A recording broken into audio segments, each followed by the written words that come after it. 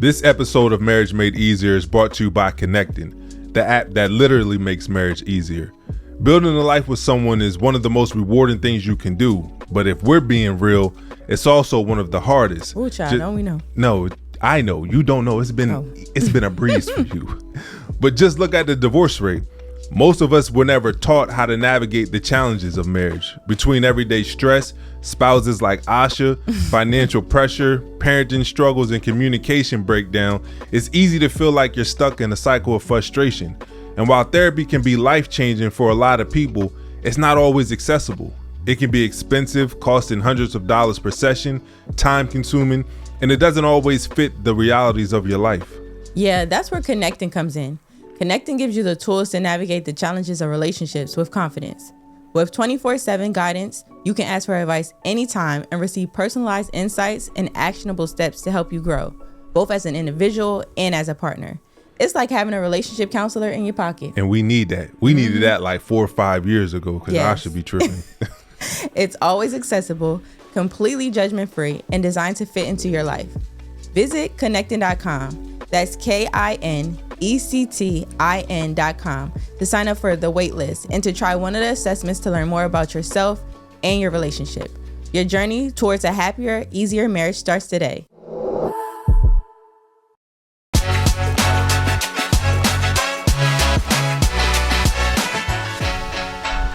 Welcome to Marriage Made Easier, where we help couples create healthy, meaningful, and long-lasting relationships. I'm your host, Asha Steele. And I'm Devin Steele. And we're so excited to be tuning in with you guys today. Yeah, because we have another great episode.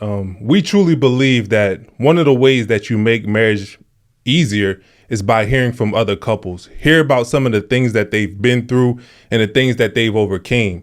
So with that being said, we have on this episode one of my favorite social media couples, Jocelyn and Aaron Freeman, also known to the world as Meet the Freemans. With nearly 1 million followers across social media, they become the go-to resource for thousands of couples. Known for their engaging skits and videos, they teach couples how to create healthy and meaningful relationships. As authors of multiple books, including The Argument Hangover, and founders of the Empowered Couples University, they've worked with thousands of couples, helping them strengthen communication, resolve conflict, and deepen their connection. And on today's episode, they're going to share with us all their story and insights as a couple. So without further ado, let's welcome the Freemans to the podcast. Thank you.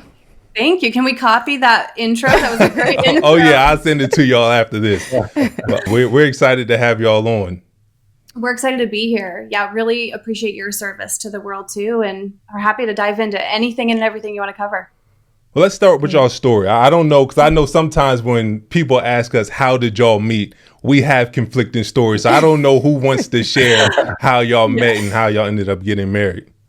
Well, so, I mean, we're going back now 11 years. Yeah, like what year are we in right now? Yeah, 11 years. We met at the gym, which is actually the perfect place to meet someone. We both had that independent thought, like, oh, it'd be good to meet them somewhere where you're like-minded, right? And prioritize health.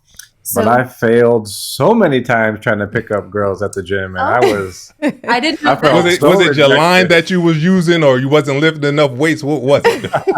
I know. Well, it was cute. He asked for my email address. Actually, you know what? It was probably that it wasn't that authentic until the one time that it really needed to be. So, after all the years of like failing, and not to give any sort of example, it wasn't a ton of times, right? But man, I really want to meet someone here.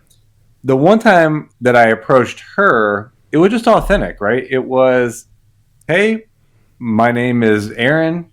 I ended up giving her my email address, and it was really just saying who I was rather than try to paint some picture of the weight I was pushing or if I was successful or a pickup line that was cheesy. Yeah. And I was very much just myself, I think, more than ever before, especially for our first interaction. And like I said, I did get the email, so that was a little less invasive. And I ended up setting up brunch, so that felt that should be a pretty easy yes. And we laugh about this, but I was in like a short dating stint. I was never like a big dater, like where you just like went on constant dates, but it was just this short window where I was in such a magnetic state because I had recently started working on myself. I know you two both talk a lot about self-development as well. And I had just started that journey and got to this place of actually loving myself, actually valuing myself, actually like knowing that I didn't have to settle for what I did a lot in the past, which a lot of the past partners reflected things I was trying to heal through it was like the past interactions, right, of my parents. So I attracted a lot of the same guys over and over again and would settle. And so when I met him and then we went out, because I loved his email, I loved the brunch invite, I recognized right away we were in different states, in that I knew what I wanted. I was like ready to be down the path of a relationship. He just shortly after starting to date tried to break up with me. So that's like where he was at, out of fear, right? It wasn't because most of my relationships, there weren't that many, and I was the one broken up with, and just that I wasn't good enough. And so trying to find a partner had always been a fearful thing, because I was the one that always got rejected. So oddly enough, when we got to a place where I could feel that she was committed, I started to pull away really subconsciously. I remember saying the line, "We should just be friends." Mm-hmm. I think we hung up. I even remember where I was, and she called right back. So it was back when we had flip phones. So I was looking at the flip phone, and it was her calling back. And I thought that was interesting. So I picked it up. And in my recollection, all she had said was, "You know what? That doesn't work for me." And I know that was hard for you to say. You probably wouldn't have said that before. It was a weird thing, because had you asked me what could she have said to have you be back committed to in the relationship, I wouldn't have known. But when she said that, it subconsciously got to this underlying fear I always had that I was going to be rejected. Eventually she would find out I had some flaw. She would break up with me. But by her just saying that, I knew this person was safe for me, that I could recommit. And just those words had me immediately say, well, I'm back in. So that didn't solve everything for us. I still had the things I had to work through, but that got us back on the path of being committed, moving towards a house and potential family years later. But that really kind of was a major turning point, certainly for me. In a sense, and I'll kind of pause for you guys to ask what questions you want to. We really met at a time where we had to grow, right? It was either like we were going to just keep recreating the same patterns as we witnessed growing up, but we chose the growth path. And that was something that was really important to me, was that he was open to growth. So I introduced that to him pretty early on in our relationship. And I told him, hey, like someone I want to go the long haul with has to be open to growth in some form. Like it doesn't have to be that you want to do the same programs I want to do or things like that, but something, because a lot of past partners didn't want to grow.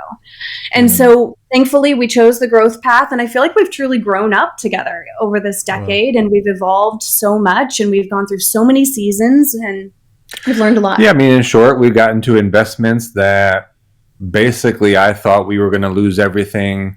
That was on the back of having our first and only child. She's now 3. So it was not an easy road. I think we went through a lot of challenges, but thankfully we had the growth mindset, and we had done a lot of work in ourselves. We obviously had a business, and we could really implement the tools when we really needed them. And so I think we kept being on the same team, even with being confronted with losing everything, having a baby. The birth wasn't, as Jocelyn could share, the easiest thing. It had impact on her body and healing, but we never turned against each other. And I think that's the main thing I feel really grateful about. We really put in the tools that we teach couples. Yeah. You? Going back to that, before you ask the question, to that phone call, Jocelyn, what made you say that to Aaron? Like, did you see the potential of y'all relationship, or was it like, we've been working on this development together, like, I know we can get to this point? It's funny when I put myself back there. So when he said that, if he had said, hey, I just don't feel alignment between us, like there's these things that just don't feel like we're the right, I would get that. But what he was expressing to me was really just fear. And thankfully, where I was when I had gotten that call, I was actually at this location where I was in a leadership program, and I was at one of the classes, and you had a coach in the program. And so I told them on the break, I was like, this is the call I just got. And the coach like challenged me and was just like, what would you have more regret about? Like putting your heart on the line, or just taking his word for what he said. And I thought about that, like that regret. And so again, because I was coming from this place of like more self-esteem, I said, you know what, I would regret not at least seeing if I could challenge him to like overcome that fear. And so it was really just like standing for him in a sense and seeing the possibility for us. And I was kind of just curious what he would say too, you know, like what would be the response? And I was prepared either way. Like I went into it and I was like, he could still say like, no, I'm not ready for commitment and all those things. But I didn't want to have the what if regret is really what I was avoiding. Yeah. Y'all talk a lot about the work that y'all did in order to experience that growth. And Jocelyn, I think that you kicked it off by saying a lot of the interactions that you were having in your previous dating life was because of the relationship you had with your parents. So y'all are talking about your attachment styles and how they show up in our romantic relationships. What kind of things did y'all work through, or what did you have to learn about yourself in order to grow? Did you have to learn about your attachment style? Or are there other things that you had to learn about in order to start that growth process or that healing process? Yeah, I mean, several things come top of mind, like definitely the attachment style tools. We really gained those later on. Those weren't some of the first tools that we focused on. I guess in a sense, what we learned was using different terminology. I guess I'll say it that way. We weren't using distinctly that term, but we definitely confronted early on, like what patterns we gained from our parents. So just like to give some detail into that, my parents went through a very tumultuous divorce, like cops called. I mean, it was not a nice parting ways. I'm right there with you. Oh, you too? Okay. Oh, yeah. And so I saw, even before their divorce, I saw really unhealthy conflict. And of course, they gained that from their parents in different ways. And I started to repeat a lot of those patterns. I also had a lot of codependent ideas about relationships. And because I had low self-esteem, would project a lot of my insecurities onto the partner. As I had said, I like definitely would settle for less than what, you know, you would want in a secure partnership because I had such low self-esteem. Whereas Aaron, he grew up Midwest, parents still married, coming up on 5 decades. 5 decades. Wow.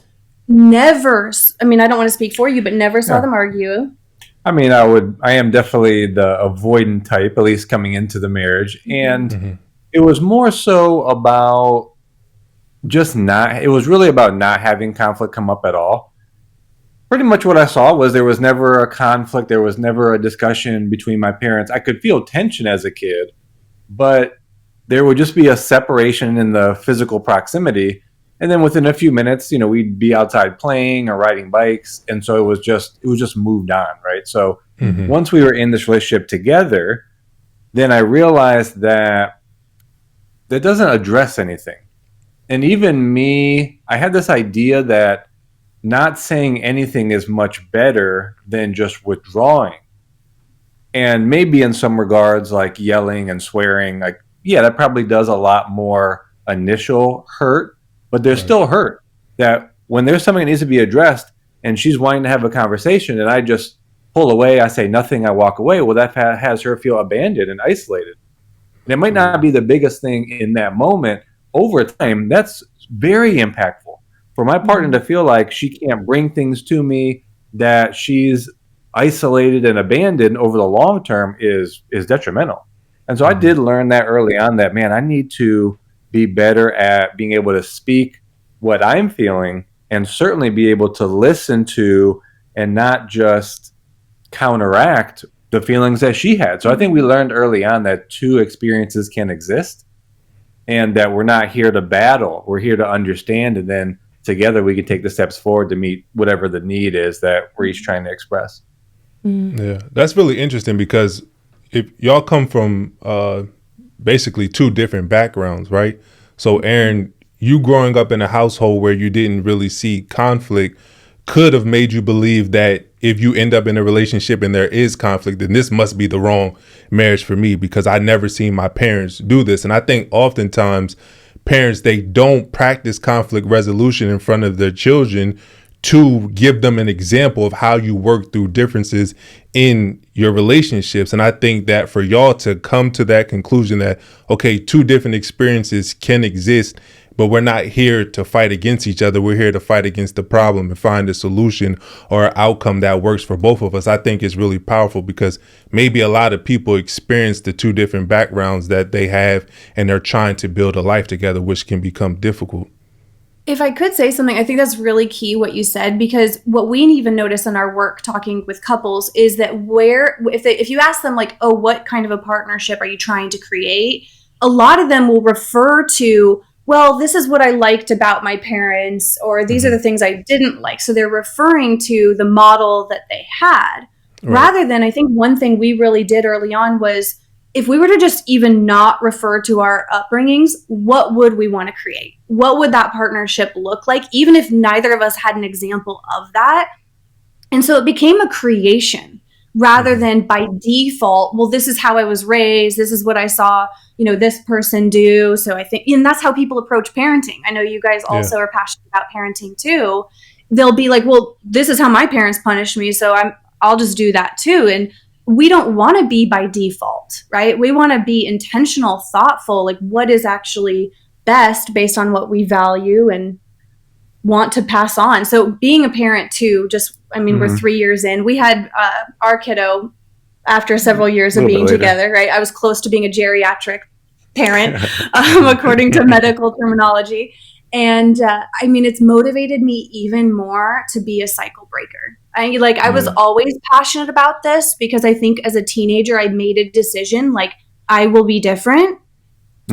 But having her and watching her watch us, I'm like, wow, she is absorbing all of this. And we, in a sense, are going to determine what she expects of relationships. So that's a deep passion of mine I could go on a tangent about. And then maybe this will lead you to the next question, but we realized more recently the effect that having our daughter had on us, and certainly our motivations to act and be an example. And being a cycle breaker is a major one for her.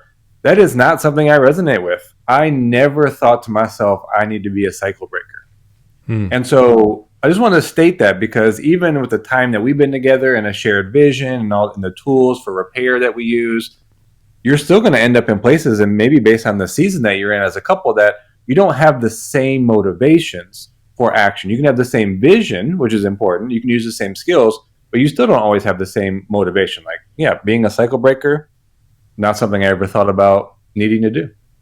Yeah. Was there certain experiences that y'all went through early on in your relationship that kind of led to the work that y'all are doing now specifically? Well, I just realized I was unprepared. For a relationship? Yeah, just all my relationships ended poorly. And I was like, so here I am going to set out in this path. And in my mind, early on, I think I thought I could have a relationship without the level of commitment, because I invited her to come live in a home that I was buying. And I think she paused me early on and said, look, if we're going to do this, there's got to be a commitment towards marriage here. Yeah. So that was another big step for me. But really just realizing that you weren't equipped. I wasn't equipped. And I wanted it to be successful, right? I didn't know what it looked like. I wanted to be successful. So we kind of sought out the tools early on that we didn't necessarily see out in the world. This was probably before social media was big anyway.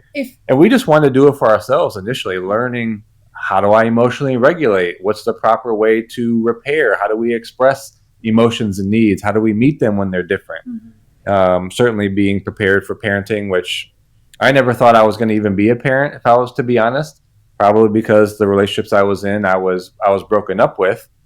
There's another one too. I grew up very Christian in a Christian household, and not everyone adopts this mentality, but I did feel that having sex prior to marriage was this sin. And so I had a lot of fear around physical sex and intimacy. And Jocelyn was the first person I was intimate with. On our wedding night. And boy, there was a lot I had to grow through with that. There was a lot of shame that I felt around that. And so that was even something I realized I wasn't prepared for. So to answer your question, I just knew that I needed to seek out some things if I wanted to be successful. Was it hard for you to get to that moment? And I asked you that because I think oftentimes it's easier to look outward instead of inward. So if we're in relationships that are not working out, then we'll blame it on the other person that something's wrong with these people. There's nothing wrong with me. Or then I get in a relationship with Jocelyn and things are not going the way, it must be her. How do you get to a point where you say, you know what? I must be the common denominator in these situations. There are things that I need to work on. How do you get to that point? And Jocelyn, how did you create the grace in order for Aaron to work through that? I think thankfully it was the timing factor that when I met him, I was in that leadership program, which it was like self-development boot camp. I mean, there's nothing even as intense to this day that we have done as that.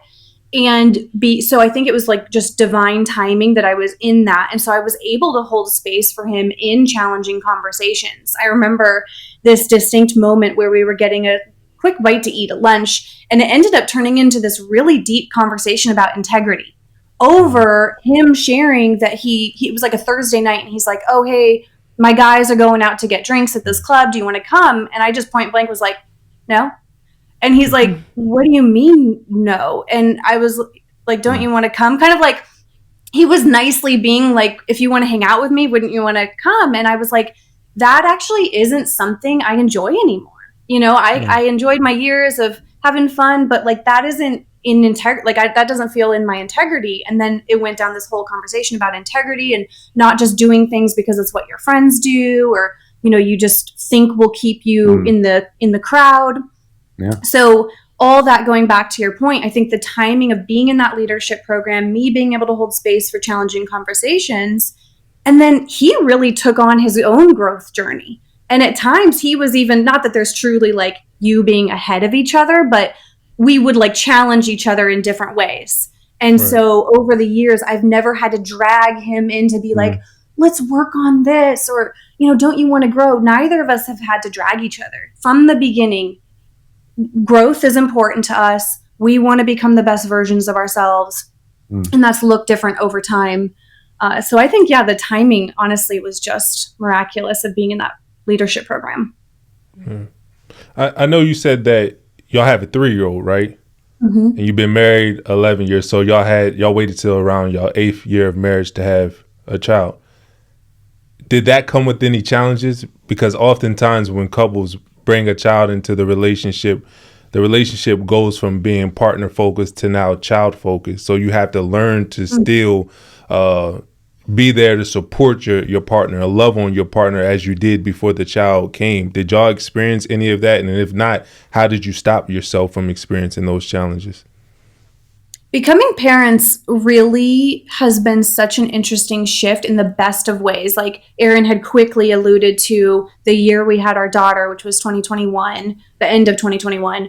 And then 2022 becoming the hardest year of our lives. Like we had gone through different challenging seasons in different ways and plot twists, but nothing as significant as in the same year having a newborn, almost losing everything financially. And then I went through some health challenges, recovering. So it was this storm of like, you know, the phrase, when it rains, it pours. It truly can feel like that. And we hit our breaking point. To Aaron's point, though, he said early on, we've never turned against each other.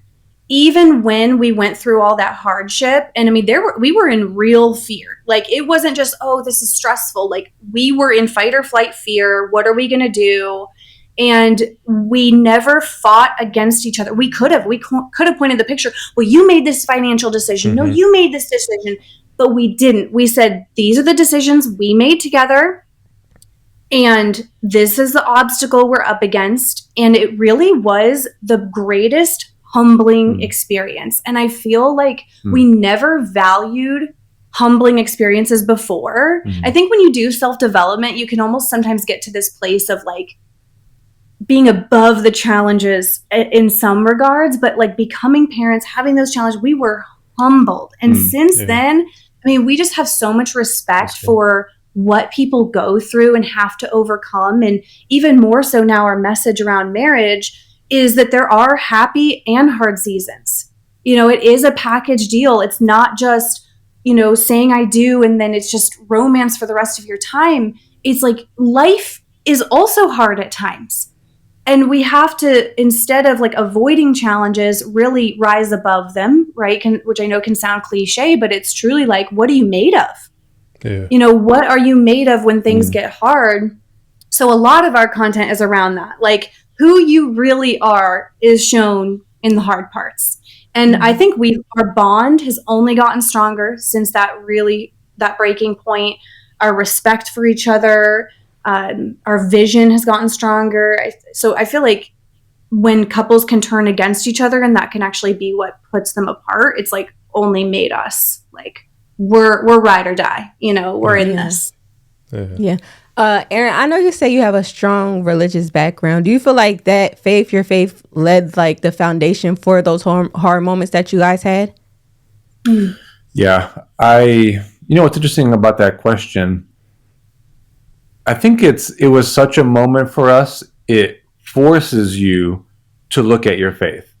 There's really no other option. I don't have control. I don't have control that we got into this, and I'm not sure I'm doing all I can, and this could still go bad. And it was right in the middle, right where we could see from that situation that we were likely going to make it through, that a pastor from Maryland actually reached out to us, wanted us to do a workshop in his church in Maryland. And then I don't put this out there a lot, but I also do guest sermons. And he asked if I would do the guest sermon for that following Sunday. And it was so divinely orchestrated that the fact that he reached out to us and we didn't really have a relationship prior to that, and we just were on the back of this biggest challenge that we had been facing, and being a new dad, new parents, that going there, giving this sermon and message, and then having the congregation, which turned out to be 400 or 500 people, just so resonate with the message. I told the story.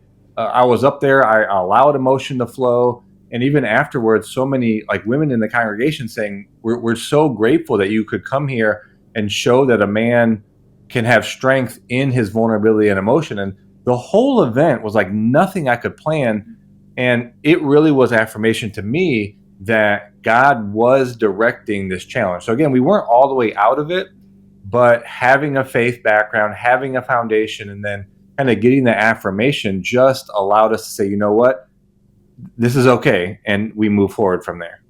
Let's get into some of the work that y'all do with couples. What are some of the biggest issues that you see couples deal with in your coaching business? Well, I like to categorize them. We're big into like alliteration and making the letters match. So the 3 C's: communication, conflict, connection. And we all know that, right? Everyone talks about communication being key, how you argue. And so more now than ever, people are paying attention to that. And it's so much more normalized. When we started our work and started making content, there were not as many people talking about marriage. It was either therapy or like preparing for marriage in a church. They didn't know what a coach was. They were like, wait, what do you guys do? We used to have to explain it. And now there's, an abundance of people really trying to teach and serve and help others. So going back to those 3 categories, so much of it falls into that. And, the couples we work with, they genuinely want a great marriage. They're good people. They're hardworking. They're trying to be the best in their career as parents, as partners. And they just, in a sense, are either repeating those patterns that we talked about from their upbringing, or the longer that they were together and have been together, they've started to form these feedback loops and these patterns where they lose sight of who they fell in love with. Right. And so we really help guide them back to why they love each other, what unites them, and the patterns that just got them off track. We talk a lot about course correcting.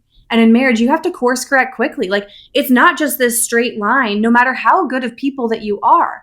You're going to deviate. You're going to, whether it's the newborn stage and you are more snappy with each other because you're exhausted and you're stressed. And so you have to course correct there. Or you've got a young child and you haven't been prioritizing your intimacy and now you feel disconnected physically and emotionally. You've got to course correct. And so I think a big thing that we do overarching is just help normalize that for couples. Have them not feel like something's wrong with us, and instead like, you've just gotten off track. Let's find out why, and let's help you get back on track. Let's help you course correct and get back to being that Is actually, let me change that. You don't go back. I don't even say that to couples. We don't go back. You don't go back to how you were. It's actually about creating something new. So that's what we do. Yeah, I love the saying that a comeback is not a go back. You're not supposed Yes. to go through adversity and go back to being the person or the couple you were before the adversity struck, because you're supposed to gain knowledge through that situation, knowledge about yourself, knowledge about life that shifts your perspectives and allows you to grow. So I love that you threw that out there. In some of your work, you talk a lot about prioritizing us.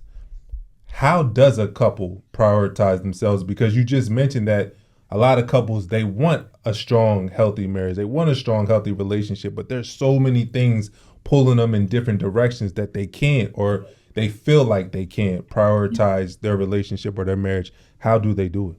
Yeah, that's the name of one of our challenges too, our 30-day couples challenge, prioritizing us. And couples are drawn to it because it's such like an approachable way, rather than like fix your marriage, right? Save your marriage. Like, hey, let's just reprioritize us. So I think it's first important to recognize that as human beings, we can so easily default to like preserving energy, right? That we just want to, in a sense, like we can default to survival. Let me just survive the day. I got to take care of the kids and work so we can have less energy for each other. So in a sense, we warn all couples that prioritizing us, prioritizing your marriage is going to require a little bit more energy. You can't be complacent and expect to be connected.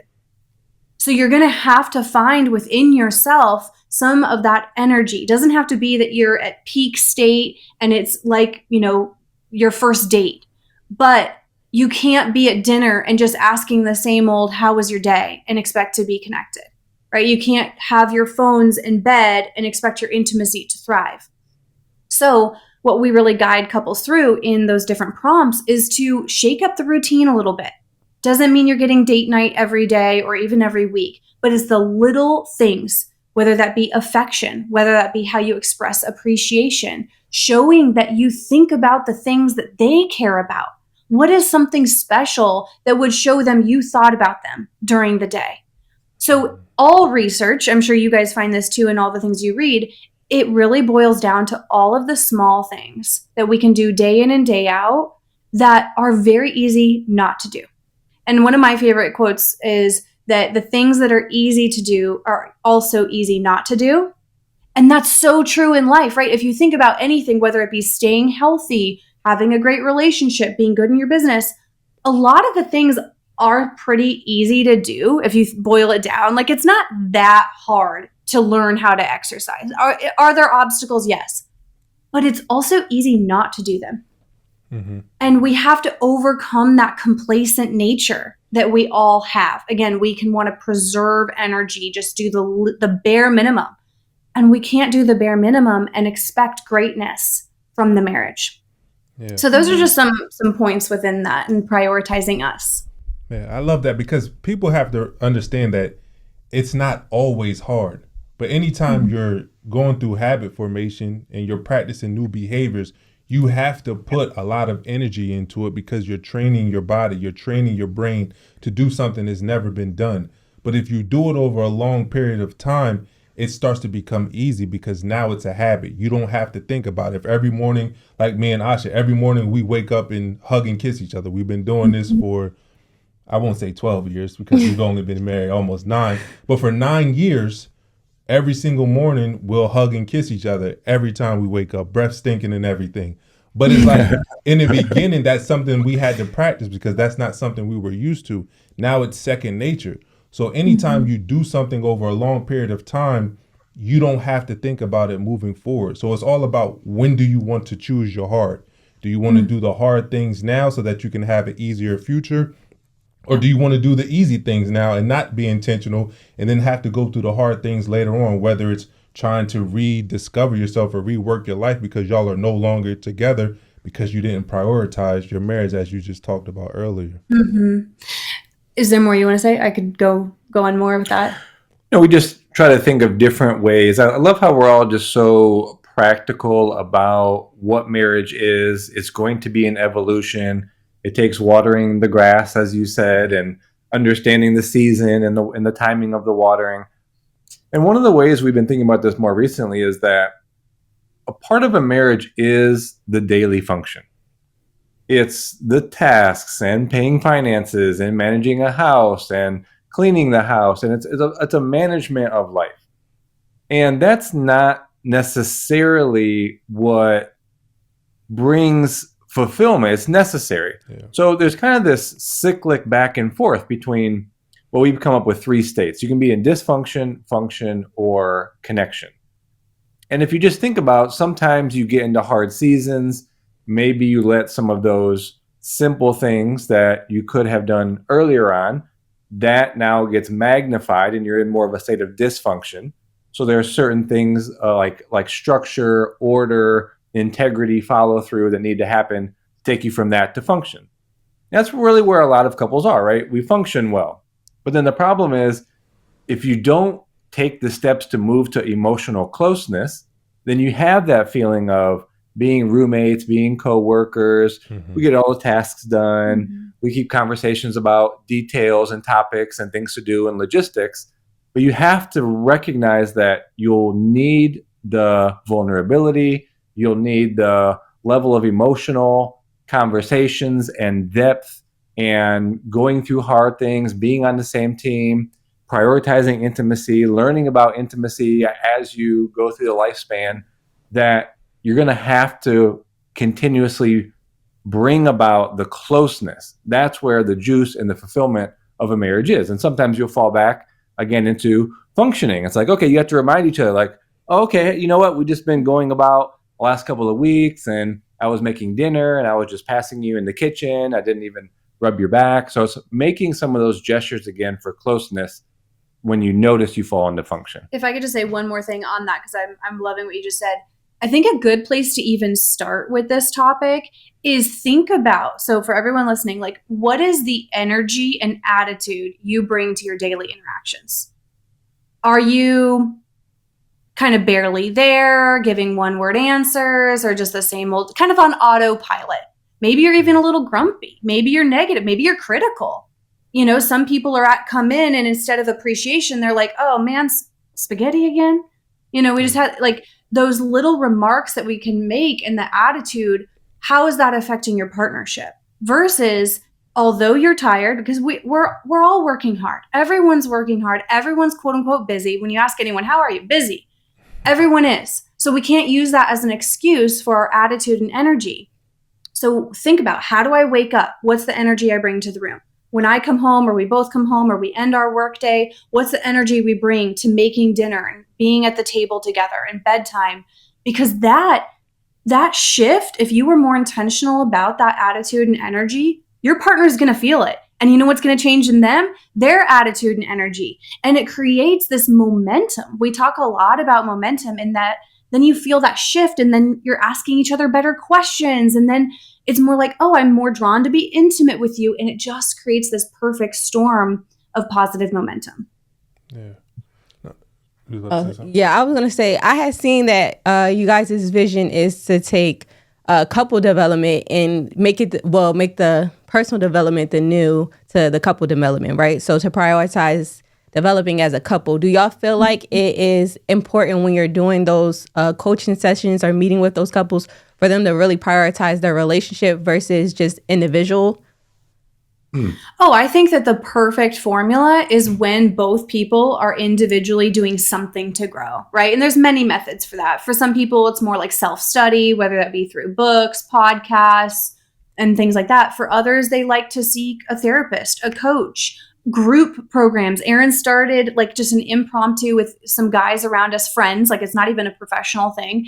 Just guys meet up, once a month? Mm-hmm. And they have 3 aspects to it: service, fun, and like the masterminding style. And that he started that and came up with that. And I noticed a shift in him, because he's spending time around men saying, all right, how can we just help each other improve and grow even a little bit? So it doesn't even have to be formal, although you may find a program you want to sign up for. So all that to say, doing something to grow and be the best version of ourselves. And then there's bridging the gap between the two of you, because we see a lot of people who are like, yeah, we've been doing individual therapy, or we both love self-development individually, but then they're still not having that bridge to understand each other. And that comes through communication skills, conflict skills, learning strategies to connect. And that's what we focus on so much, is just the skills. And just because people are intelligent, because a lot of people bank on, well, I'm smart. I, went to this school and I have this job and I'm hardworking, so I should automatically be good in relationships. And I know you would believe that it doesn't translate that same way. There are relationship skills that many of us were not given either in our upbringing, definitely not in school. I wish it was more so a part of school. And so we have to learn it as adults for a lot of us. Yeah. You said something earlier, Jocelyn, that I wholeheartedly believe in, but I had a question for you. Yeah. When you said that if one partner makes that shift, it can create a new environment to pull along that other partner, your other partner as well. What if somebody out there is saying, I'm putting in the work, I'm trying to make the shift, but my partner is not buying in? How long should I continue to do this? What would you say to them? It's such a hard question too. And a lot of people are asking that. And we believe that while one partner can spark the change, they shouldn't have to sustain it. That a partnership in any context, in sports, in professional life, any team requires everyone saying, am I doing my job? Am I doing my part? If you tried to work in a corporate setting and just be like, no, boss, no, I'm not going to take your feedback and get better at that, you would be fired.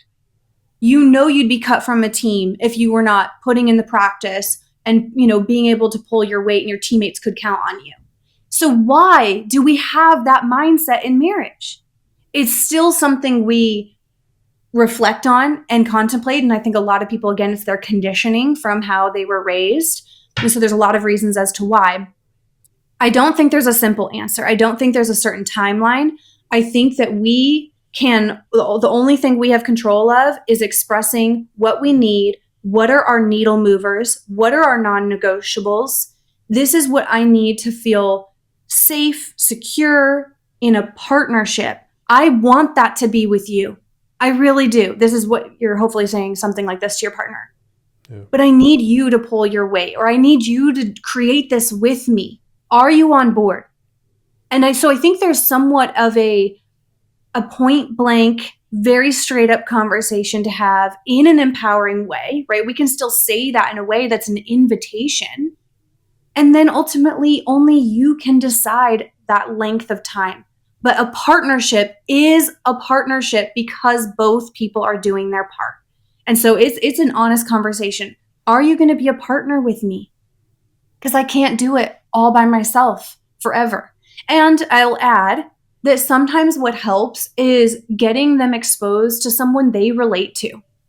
It's hard to hear feedback from our partner. It can trigger shame in us, right? It's hard to want to be intimate with that person and be receiving, feedback and coaching from that person, right? I see you guys it's hard to have those coexist. And so we need to have an outside influence. And so if I were in that position, I would be trying to expose them to people they may relate to and find, but also express boldly what I need and what it looks like. And I hope you're on board with it. Yeah.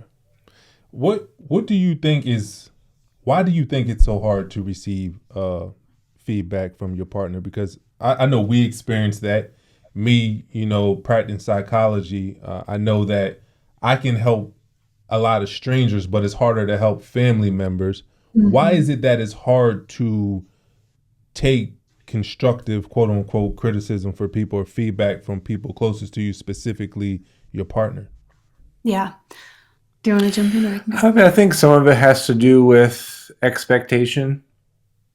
I think with a client or a stranger, there's either not really any expectations, or maybe there's already a social identity that exists, right? That I'm a coach, you guys are coaches, you do marriage work, we do marriage work. So if we interact with a stranger, there may have already been that set expectation or identity that they're sort of seeking for answers to questions they've had about marriage. And then it's more like the permission is naturally given, even if it's not expressed. So then if you move to like a family member, it's like, well, they're not necessarily seeking the wisdom, and I don't necessarily have the permission. So even if I went to share, it's like, well, I'm stepping out of bounds with the expectations of being a brother or an uncle or a cousin. It's like, hey, I wasn't really asking you for that. Yeah. So I think some of it has to do with the expectations that any given relationship has, like the relationship dynamics between those two people, as well as ultimately I do think it comes down to permission. And that's one of the ways we've defined the difference between criticism and feedback. Like, is it being asked for and has permission been granted? I would add, I love this topic because it really is such an important dynamic that shows up in relationship. I notice even for myself that it feels relative to how loved and connected I feel.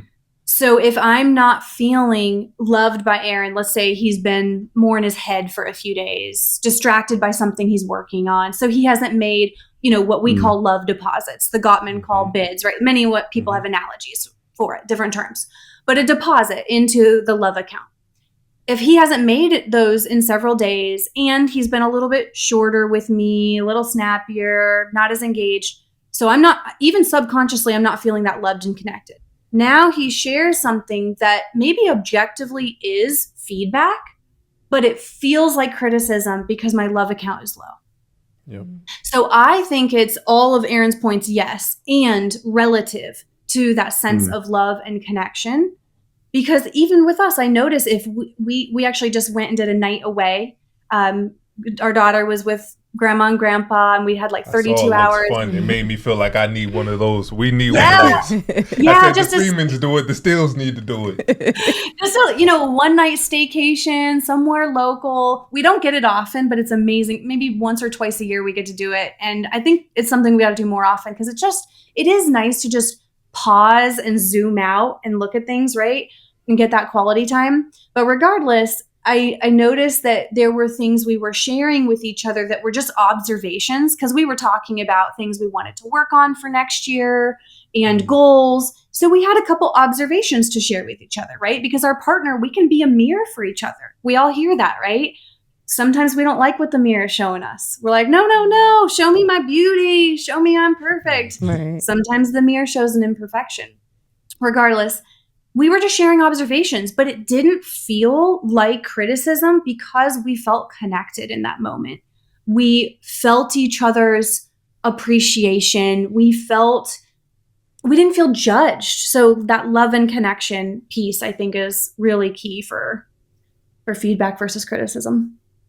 Yeah, I think you're both were spot on. But what you said, Jocelyn, really resonated because I was going to bring this up as well. But I think it is that we're not making enough deposits into our partner's emotional bank account. So then when you do give negative feedback, it definitely hurts much more because you haven't reinforced the positive interactions between the two. And I say that because it was a couple of years ago, me and Asha was having a discussion. And in that discussion, I'll never forget it. She said to me, she looked at me with just sadness in her eyes. And she was like, damn, do I do anything right?